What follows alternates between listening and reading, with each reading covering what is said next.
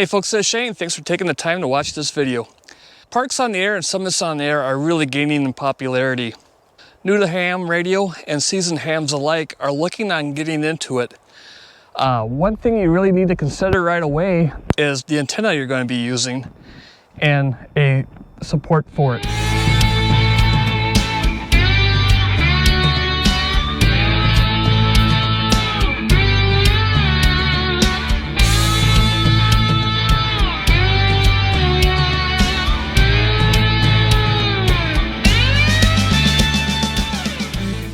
Now, in a lot of times, the support's pretty easy. You just throw a dipole or end-fed half-wave into a tree.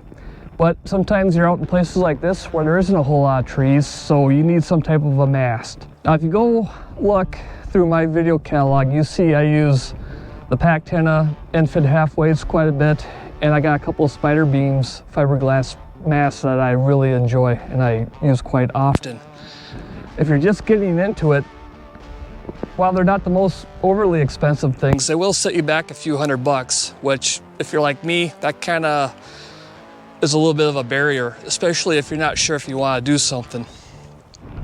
Now, I'm of the mindset of the buy once, cry once, but that also doesn't mean that you go off the deep end right away and buy the most expensive gear or top-of-the-line gear right off the get-go.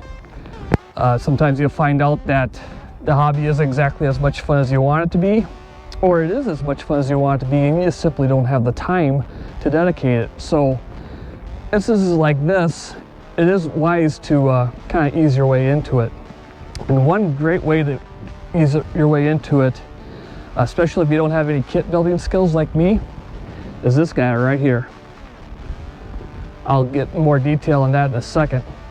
And then when it comes to masts, there's a lot of options of carbon fiber and fiberglass masts that are specifically made for summits on the air, parks on the air, hike-in style hikes.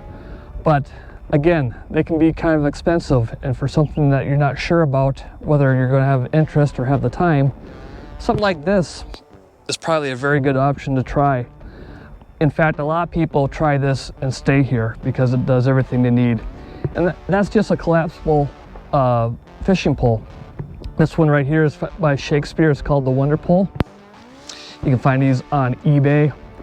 It's 16 feet long, which, you know, it's not the greatest extension, but it's enough to get you on the air, and it's enough to work. They're lightweight, and the best part is they are dirt cheap. I mean, $20.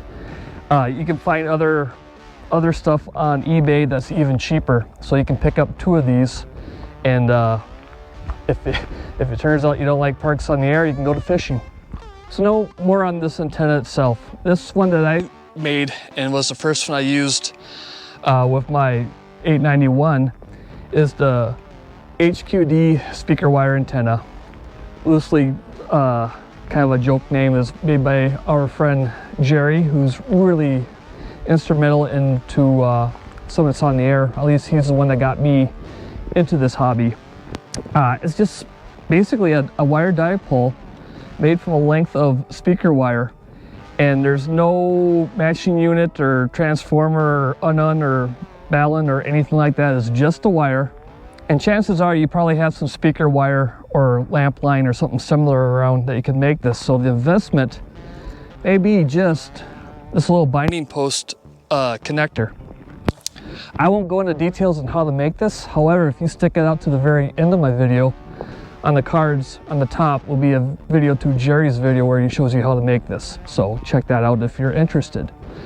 Like I said, what I like about this one, costs next to nothing. And if you're not a builder, if you have zero soldering skills or you don't like winding toroids, how you do is split some wire and tie a knot, and that's pretty much it. So a great starter antenna.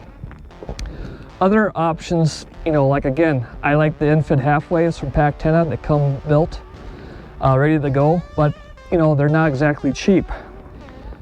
There are alternative kit builds for end-fed half-waves. There's a bunch of them out there. A lot of the YouTubers make them, and some other companies like Soda Beams make them. They're, you know, $20–30 for the kit, And if you have some minimal skills, you can make a fairly inexpensive project. And if you're into kit building, well then there's a project in itself that's going to be fun. So there you go. Well, let's get this thing up and see how it works. Station. Kilo Charlie 3, November Foxtrot Victor. Kilo Charlie 3, November Foxtrot Victor. You're a 5757 in the Whiskey India. Park number is Kilo 4278. QSL? QSL Shane, I have you 55 Western Pennsylvania Papa Alpha. Kilo Delta 5 Romeo Yankee November. Kilo Delta 5 Romeo Yankee November. QSL? QSL, you're 55 North Texas. Thanks for the 5-5 in the North Texas. You're about 5-6. Station Indian Golf. Come again, please. Kilo 2 Echo Alpha Golf.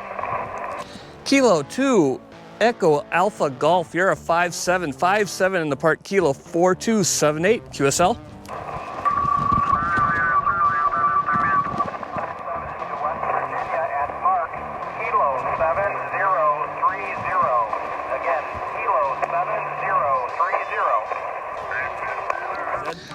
Whiskey Alpha 6, peanut butter and jelly, Dave in Grass Valley, over. QSO, you are 5x9 in the Nevada County, California, Nevada County, over. So this is all I did, is I just strapped it around to the strap. Hi, let's start over. So all I did to deploy this is strap the fishing pole right into the scrub oak using some of the reusable twist tie thingies. And I left the top portion down to give it a little more rigidity. And you can see it's pretty windy out and it's holding up just fine.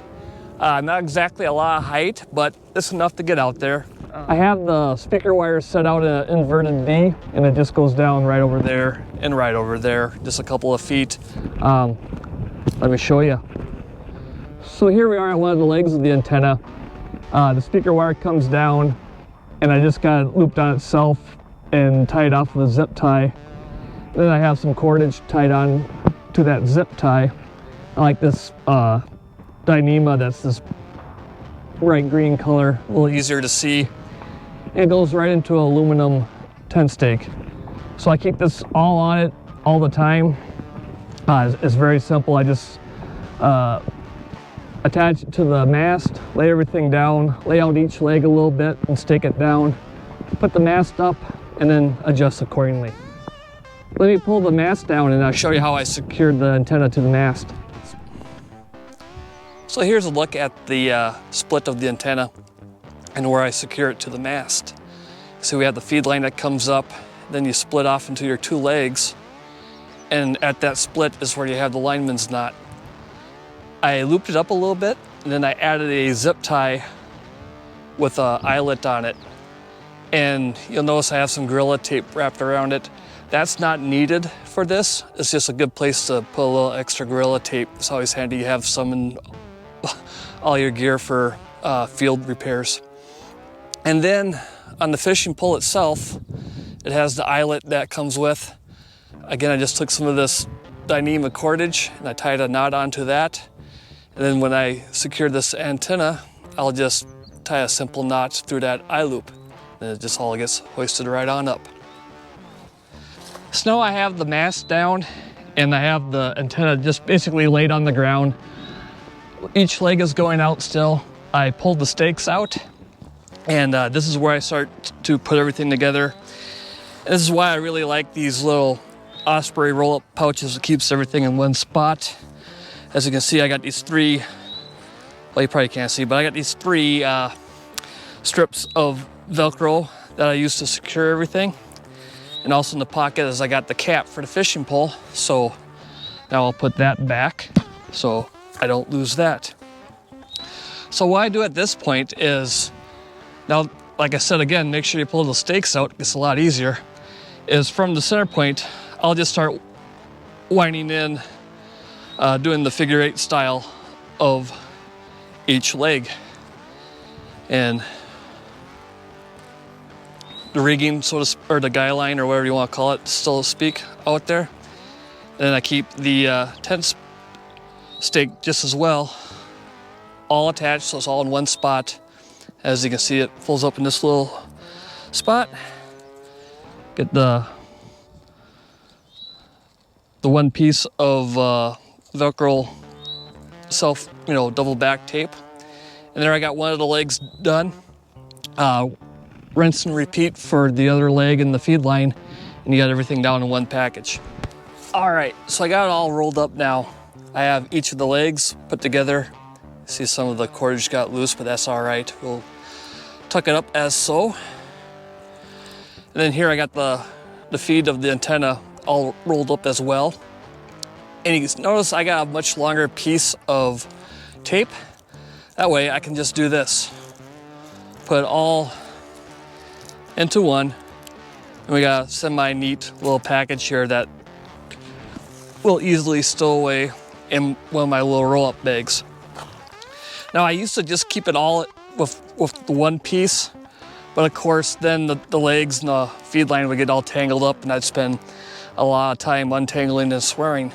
I found adding those extra pieces just to keep each end not only keeps it all from tangling up when it's in storage, but when I'm deploying, I open this up, throw the feed line out, and then I can get everything put out systematically and not tangling up on each other like you know how that happens. So that's how I store it, deploy it, and put it back in for storage again.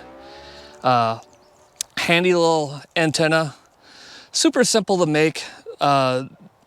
Only real component that you probably have to buy is the connector itself. You probably have some speaker wire or lamp line laying around that you could make this out of yourself. So if you want a very inexpensive antenna to get you on the air quickly, give one of these things a go.